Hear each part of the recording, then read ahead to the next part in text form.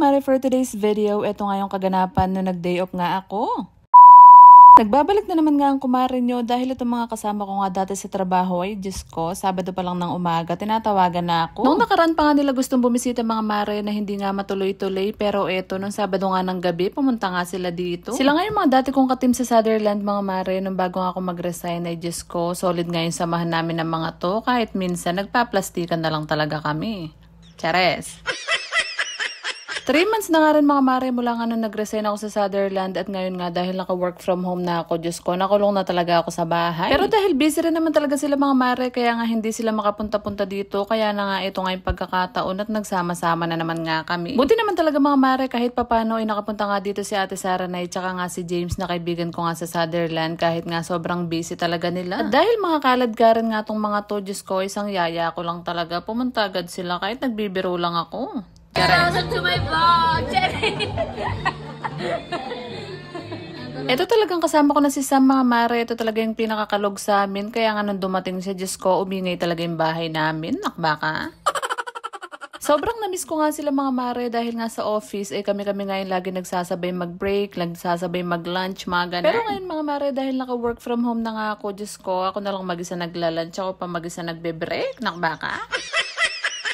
Alam niyo ba mga mare, sa totoo lang kapag nagtatrabaho ka nga sa company ay Diyos ko, kaya ka nga sinisipag pumasok dahil sa mga kasama mo na mababait na mga ganito. Kahit nga queuing lagi noon mga mare, pag nga pumapasok kami ay Diyos ko, nagchichikahan lang kami para nga matanggal yung stress namin sa trabaho at okay na nga kami, mga ganun. At syempre mga mare, hindi rin maiiwasan yung mga pinagkukwentuhan namin mga nagkakabitan sa opisina, ganun.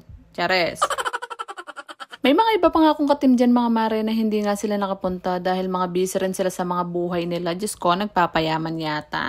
Nakbaka. Naiintindihan ko rin naman mga mare dahil may mga kaibigan nga tayo na sobrang busy rin sa buhay na kung minsan hindi na talaga nakaka-attend sa mga ganitong okasyon. Pero nagpapasalamat pa rin talaga ako na may mga ganito nga akong kaibigan na kahit medyo malalayo yung bahay nila, ay Diyos ko, naisipan talaga nilang pumunta. Bye guys, nabusog ako.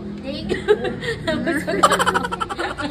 Sa amin, hindi ka talaga uminom. Kumain ka lang Kaya talaga. nga, ano ba yan? Mukbangers talaga ako.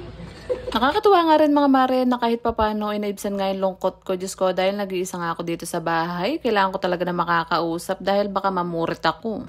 Chares.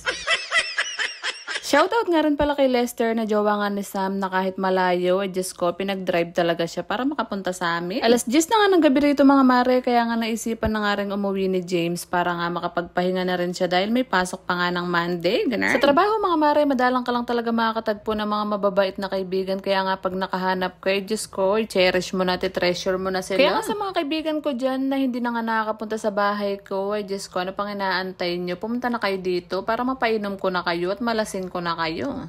Chares. Yun lang muna for today's video. Please like, share, and follow. Salamat!